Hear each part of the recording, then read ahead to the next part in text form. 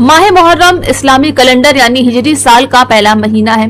इस्लाम में इसे बेहद मुकद्दस और बरकत वाला महीना माना जाता है। कुरान करीम में जिन 4 महीनों को अशूरे हुर्रुम यानी हुर्मत और इज्जत वाले महीने कहा जाता है, उनमें मुहर्रम भी शामिल है। बाकी 3 महीने जिलकादा, जिलहिज्जा और रजब है। इस महीने में नेकियों का सवाब बढ़ जाता है और गुनाहों से बचने की खास ताकीद की गई है। यही वजह है कि दुनिया भर के मुसलमान मुहर्रम का एहतराम करते हैं। बात आती है कि मुहर्रम को अल्लाह का महीना क्यों कहा जाता है।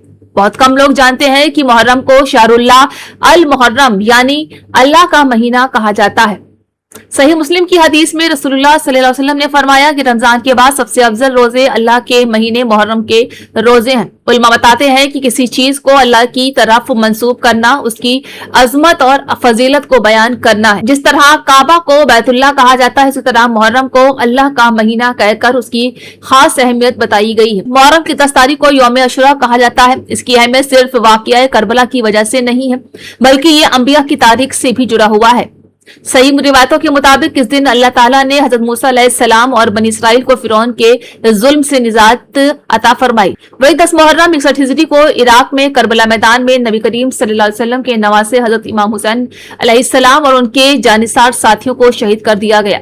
इस इस्लामी तारीख का एक बेहद दर्दनाक और अहम वाकया है। इमाम हुसैन अलैहिस्सलाम ने जुल्म और नाइंसाफी के सामने झुकने के बजाय हक और इंसाफ का रास्ता चुना। उनकी शहादत आज भी सब्र, इस्तिकामत और सच्चाई पर डटे रहने की मिसाल मानी जाती है।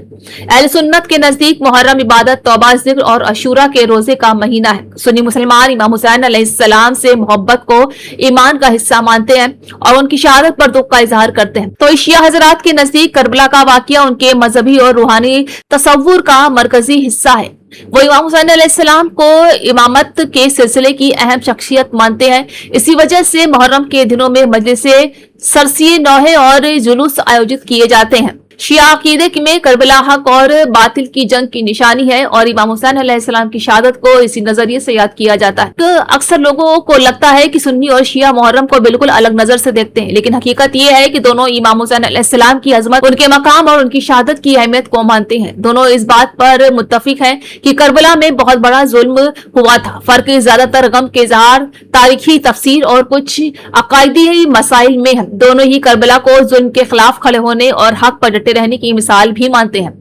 बता दें कि मुहर्रम को इस्लाम में किसी जश्न या त्योहार के महीने के तौर पर पेश नहीं किया गया है। ये इबादत, तौबा, सब्र और आत्मचिंतन का महीना है। मुसलमानों को चाहिए कि इस महीने में ज्यादा से ज्यादा इबादत करें, नफली रोजे रखें, गुनाहों से तौबा करें और अहले बैत से मोहब्बत रखें। इमाम हुसैन अलैहिस्सलाम की कुर्बानी हमें ये सिखाती है कि हालात कितने भी मुश्किल क्यों ना हो, हक और इंसाफ का साथ कभी नहीं छोड़ना चाहिए। यही मुहर्रम का सबसे बड़ा पैगाम है।